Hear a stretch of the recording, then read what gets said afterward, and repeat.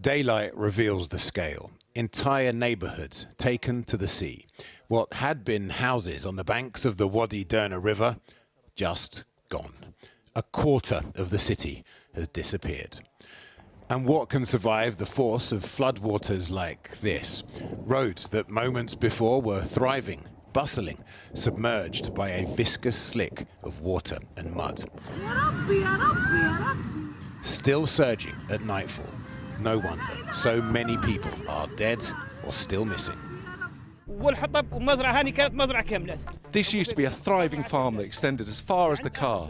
Everything was washed away by the torrent, but we managed to evacuate 5 stuck families from here. The death toll is huge, and it might reach to thousands.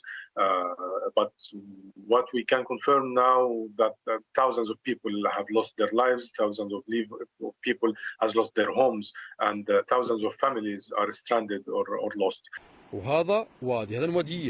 Lost because 2 dams in the green hills behind Derna failed catastrophically. There'd been warnings they'd been poorly maintained. One of them used to be here, says the man in this video. Not far from the border with Egypt in eastern Libya lies Derna. The first dam to collapse was about 7 miles as the crow flies up the river, the Wadi Derna, from the city itself. The other dam was much closer. The torrents they unleashed were devastating. The recovery operation has started, said General Khalifa Haftar, the former warlord who controls eastern Libya, as heavy equipment began to roll out towards Derna. We've directed the government to form a specialized committee to assess the damage, instantly begin the reconstruction of roads to facilitate transportation, restore electricity, and to take all immediate and needed measures in that regard. Aid planes are arriving from neighbouring countries against the backdrop of a decade of civil war and a fragile ceasefire. Land convoys already en route, hoping against hope that Libya's complex internal factions and politics don't make this already difficult task even harder. Libya has 2 governments at the moment.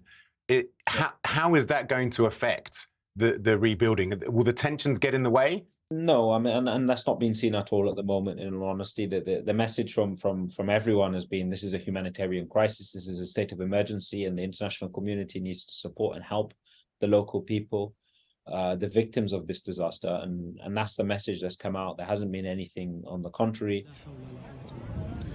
Derna is a coastal city.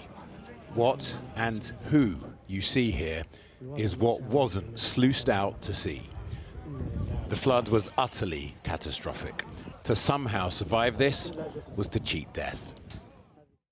Kamian's reporting. Well, joining me now from Geneva is Tommaso Della Longa, spokesman for the IFRC, the umbrella body for the Red Cross and Red Crescent societies.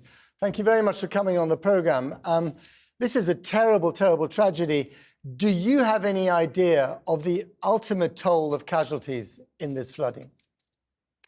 Thank you for having me, and good evening. Yes, it's a terrible tragedy, and it's too early, I would say, to talk about death toll.